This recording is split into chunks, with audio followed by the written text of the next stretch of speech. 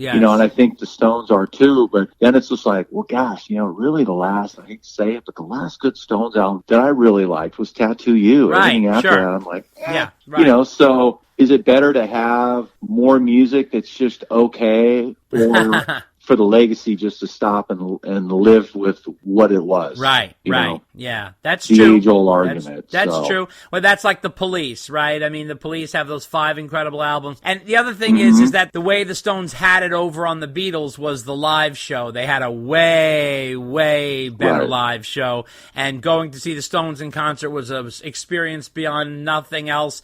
And, you know, the Beatles live wasn't really great. I mean, they were more of a studio band. That was their genius. So, you know, everything has its place, of course. But, you know, when it comes to Van Halen, Dave and I share that opinion. I always viewed it as the band with Sammy is a totally different band to me. I mean, it's not even just to do with Sammy, although Sammy is completely different than Dave. I really think that Eddie took a totally different turn with the music. I mean, he totally did. And that's for sure, and that's fine, because that's where his muse brought him. But it was a different band. And, you know, in terms of what happened with the breakup, Dave and I have done a deep dive analysis on this, and I really believe that, first of all, there was some mismanagement there, and also in terms of misunderstanding. I think Dave wanted a pause to go do his Dave thing, and Eddie was like, well, I'm not sitting around waiting.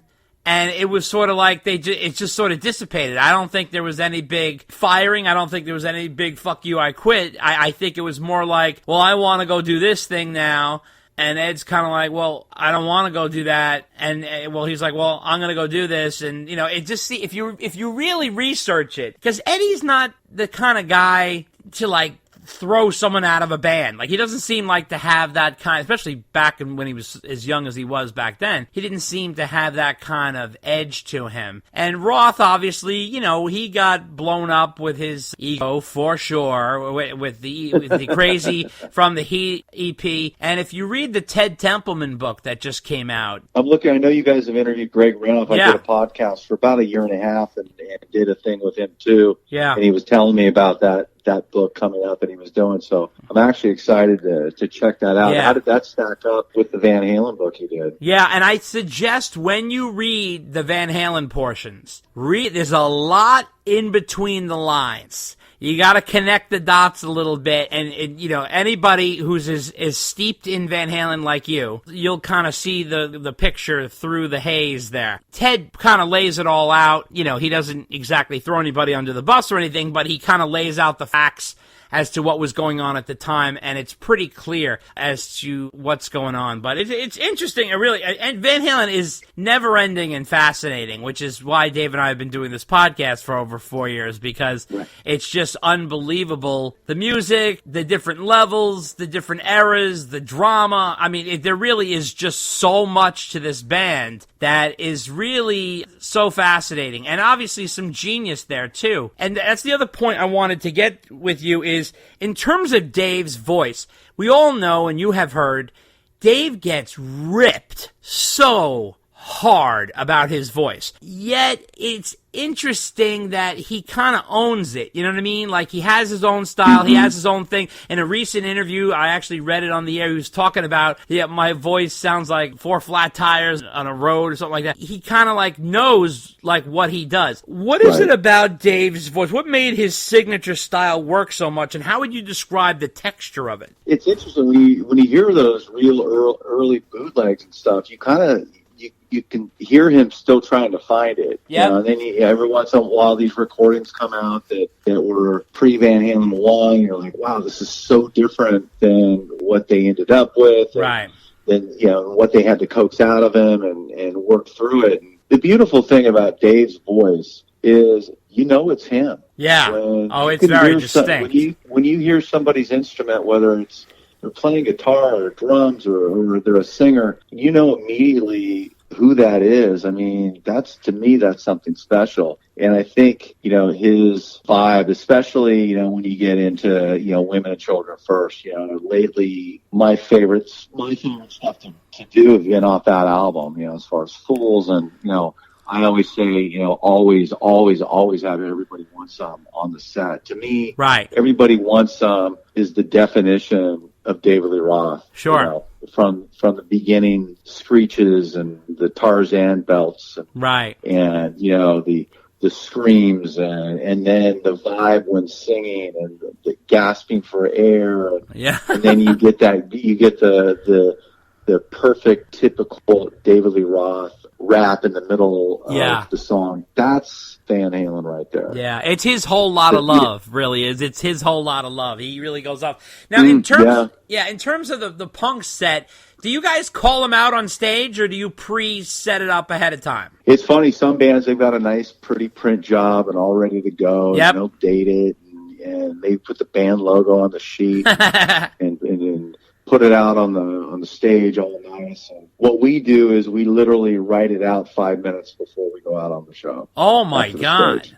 And who makes the choices? Is it all of you or one of you or? Oh, it's Daddy. That's Scott. He's the man. He's the captain of the ship. He's running the road. He's handling the business. And basically what we'll do, we keep all of our sets too. So we'll kind of go through Lance's guitar case and throw out all the sets we have and go, okay, first of all, what's our timetable tonight? Are we looking at 60, 90, or 120? Right. Then we're looking at, okay, can we do what we want on stage? Can I say, how are you motherfuckers tonight? Right. Or are we playing somebody's backyard party and this guy's just stoked to have us there and he's got his kids running around? So age appropriate, right. You got to respect who's writing your set. Sure. So you look at that, and then you look at what type of crowd it is. If I'm playing out at sea for the Royal Caribbean, we pretty much have to do Jump and Panama and Pretty Woman and Wherever All the Good Times Go, and as hit driven as you can be. When you play on the Monsters of Rock, where you're on a ship with a few thousand rock and rollers, right. That's when it's fun. That's when it's just like, do we have to do Jump tonight? No, we don't need to do Jump. Right. So, now we can throw in some deep cuts and have fun. So you kind of got to look at those aspects. And even from there's still a few songs you still have to. How can we leave town without doing Hot for Teacher? How do you not do any Talking About Love and Unchained and Panama? Because Panama is really the staple of the era of Van Halen. For me, that was like high school, and when we do that and we intro into that song, I try to create a vibe for the crowd that I want them to imagine. Not that we're Van Halen, but I want them to imagine when they were a teenager when Van Halen was the biggest band in the world and how they felt when they heard the music. That's what I want those people to experience when they hear the Atomic Punks. A little difficult to tell who's even in the band now. When I was up there, I used to jam with a guitar player and a drummer, and now I'm jamming with therapists and psychics and wives and household pets. And if you would like to send us a letter asking a question or making a statement or whatever you'd like to say, you can send it to ddunchainedpodcast@gmail.com. Hi, it's Mickey Dolenz here, and you're listening to Dave and Dave Unchained My Heart. Need a laugh? Check out the Funny How Comedy Podcast, which focuses on upbeat conversations with legendary comedians. It's free on Spreaker and iTunes. Check us out on Facebook at Funny How Comedy Podcast, on Twitter at Funny How Podcast, on Instagram at Funny How Comedy Podcast, or email us at funnyhowcomedypodcast@gmail.com. I'm not predicting it. I just say someday. We made too good of music together with Eddie and I and Van Halen. We had such a great thing for a long time. When it went sour, it wasn't just because of us. There was a lot of outside forces. Our manager died, and a new guy came in, and he just totally divided the band and conquered us, So I think there will come a time where Eddie's going to wake up and go, hey, man, I miss being friends with Sammy, if nothing else. Or I would love to, make that music again, or play those songs again. Because they have no choice. They've got Sam or they got Dave, and they can't find a new guy. They already tried that; it didn't work. So it's inevitable. If Eddie and Al want to play music for the rest of their life, someday they're going to have to come and deal with me. And it's like I'm pretty easy to deal with. Ladies and gentlemen, we have an incredible guest this evening. He is the lead guitarist for the world's most famous Van Halen tribute band, the Atomic Punks. Welcome, Lance Turner. Lance, how you doing? Ta-da! There he is. Hi. I'm good. How are you? Excellent, man. We're so glad to have you on. We're big fans of the Punks. Thank you so much for taking the time to speak with us today. No worries. Yeah, I mean, this is great. Usually this is kind of my, walkabout time of the day, to get out. I'm not stuck in the house for the entire 24 hours. Cool. So wanted to start off by asking you, when did you first hear Eddie Van Halen? Probably when I was in grade school. I'm in my mid-40s, so that was kind of, actually MTV was a big deal too, because there were two things that happened. One is obviously they were on TV and They looked amazing. And the other was I decided to start taking guitar lessons at one time, and my teacher was like a Harley riding rebel looking guy. And when I went into his music store, he had a poster of Eddie. It was like the fair warning white light shot with no shirt and a cigarette. And I'm like, who's that guy and what does he do? So I kind of remember that pretty clearly. It's weird because, there's no way to, the shadow of Van Halen was over every guitarist history, at one point. It's like once you got certain proficiency in what you did, you're moving into Eddie territory, and anybody that was playing cool music, basically had to know how to do some of his important tricks and stuff like that. So it's been a lifetime of enjoying that guy's music, Sure. So what did you start listening to? What did I start listening to? Like at the beginning? Yeah, in terms of Van Halen, what were some of the first albums you gravitated to?